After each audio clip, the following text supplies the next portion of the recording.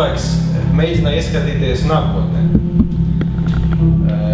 Jau gadsimtiem ilgi cilvēks gribēja pareģot, kas būs tas, ko sauc amerikāņi par next big thing, kur ir jāiegulda šodien savu naudu, savus resursus, savu enerģiju, lai rītā tu būtu bagātāks. Un pirms gadu tūkstošiem tas bija tādas ikdiena nepieciešamas lietas, pārtika, lopi, darbarīki, arī vergi. Pēc tam par tādu stabilu investīciju sāk atzīt zemi, nekustamas īpašumus, vēlāk zeltu, citus degmetālus. Tad, attīstoties modernajām kapitalismam, par tādu perspektīvāku investīciju objektu atzina rūpnīcas, viņu kapitāla daļas, akcijas, jo vairāk attīstījās rūpnīca, jo vairāk pelnīja katrs no tiem, kuri ieguldīja savu naudu šīs rūpnīcas akcijās. Un tā tas viss gāja, bet tagad atkal viss ir mainījies. Mainījies ļoti krāšņi, mainījies ļoti strauji. Jo šodien tas, pēc kā visi tiekās, šodien tas, ar ko cilvēki nopelnīs naudu rīt, un ļoti lielu naudu. Šodien tā ir lieta, kuru nevar redzēt. Viņi nevar aptaustīt, viņi nevar pagarašot, viņi nevar pasmaržot. Šodien tā lieta, kuru meklē, tā kā es teicu, visi investori mēģina to atrast, lai tu ieguldītu savus resursus, savu naudu, savu enerģiju. Tā ir ideja. Tā ir lieta, kas atrodas jūsu galvās. Kas ir jūsu ideja, kas ir jūsu projekts, biznesa ideja, kaut kāds sociālais projekts? Jūsu ideja ir jābūt jaunai, tam ir jābūt jaunumā. Redziet, tagad mēs dzīvojam tādā ļoti ātrajā pasaulē. Ja pirms kaut kādiem 200-300 gadiem, lai paņergātos par savu kaimiņu, izglītots cilvēks varēja uzrakstīt veselu grāmatu vai veselo dzejoli, sacerējumu, to grāmatu izdot, izplatīt savā pilsētā, un citi inteliģenti cilvēki šo grāmatu izlasītu, pasmietos un iedotu par šo grāmatu ļoti labu recenziju, ka tas tiešām ir ļoti laba tāda forša ironija. Es domāju, jums tas nav noslēpums, tieši tā arī bija, ka cilvēki rakstēja veselas dzējuļus, lai izteiktu savas domas vienam par otru, un tiem lasītājiem nebija slinkums izlasīt grāmatu līdz galām, lai saprastu to domu, kuru autors gribēja šajā te grāmatā ielikt. Un kas notiek tālāk?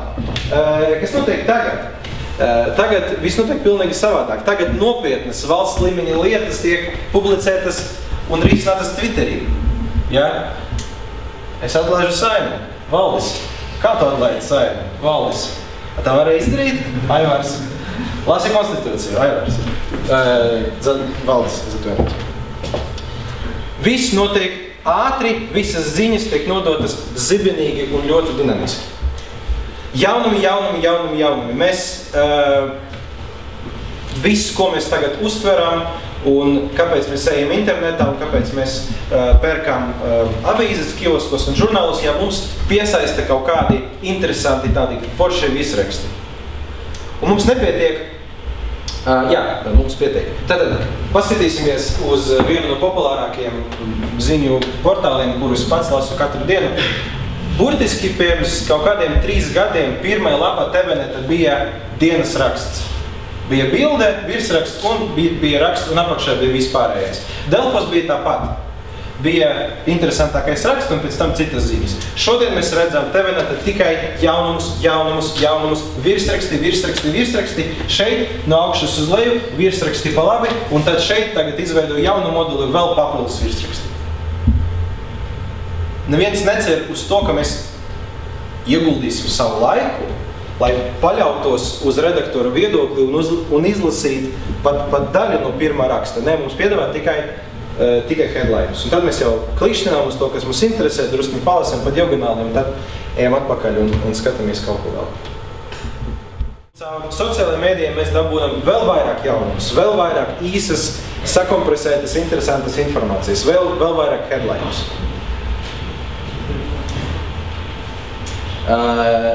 Jūs varbūt neticēsiet, bet vācieši, kur ir populāri ar savu inženerisko domāšanu, ir izdomājuši printeri, kas var drukāt tvitus uz jūsu toaletes papīra.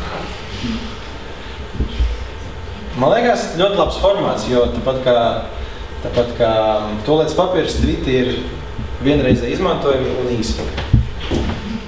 Jūsu ideja jābūt pietiekoši vienkārša, lai jūs varētu to paskaidrot savam draugam. Ideja ir jābūt pietiekoši vienkārša, lai jūs varētu paskaidrot to savam draugam, kurš nav gudrāks par jums.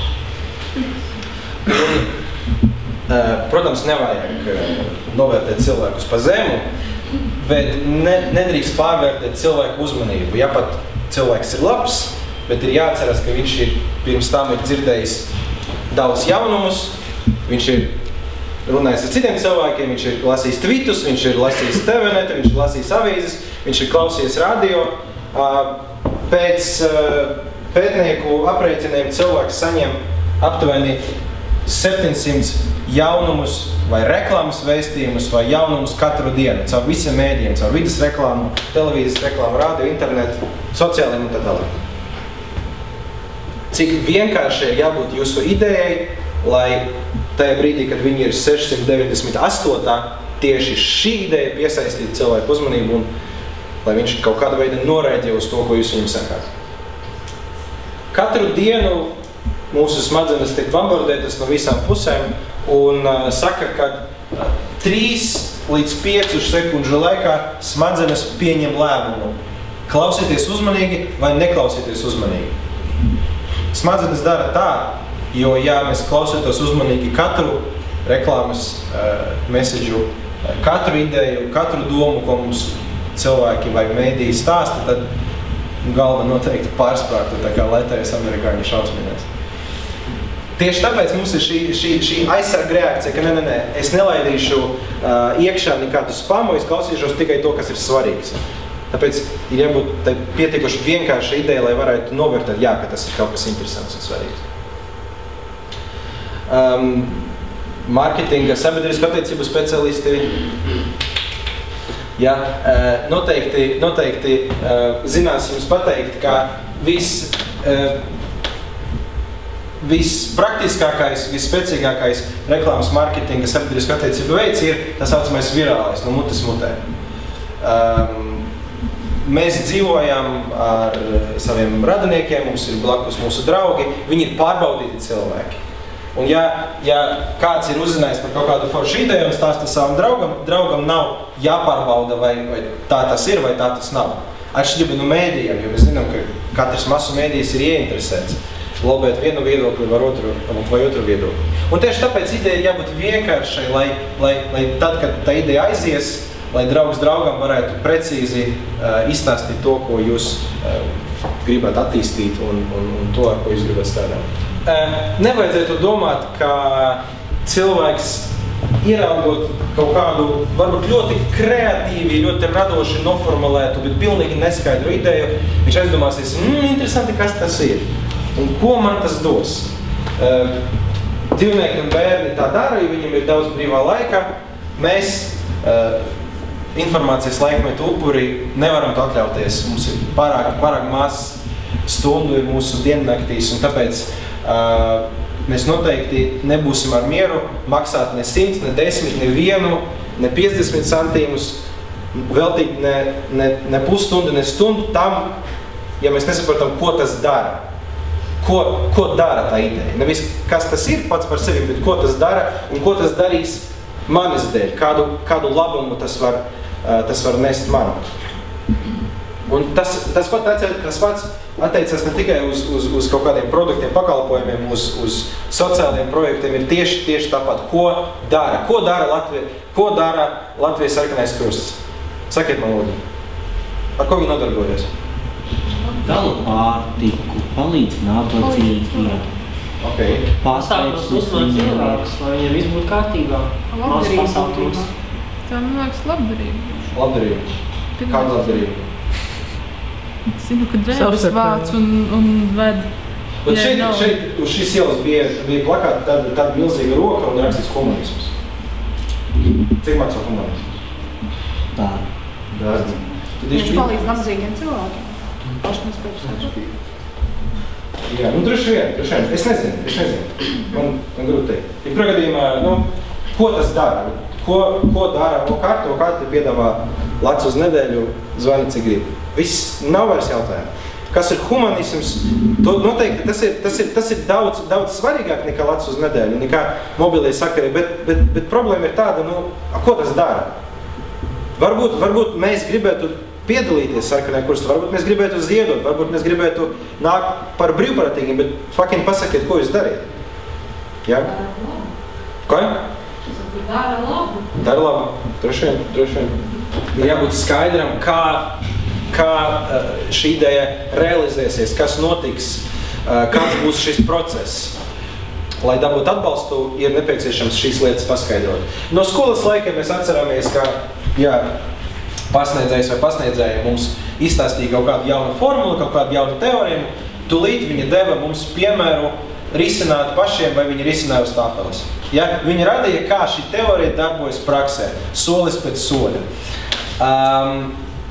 Ne tikai pamatskolās un vidusskolās mācību grāmatās, bet arī vidusskolas mācību grāmatās, teiksim, pēdējās klases 10.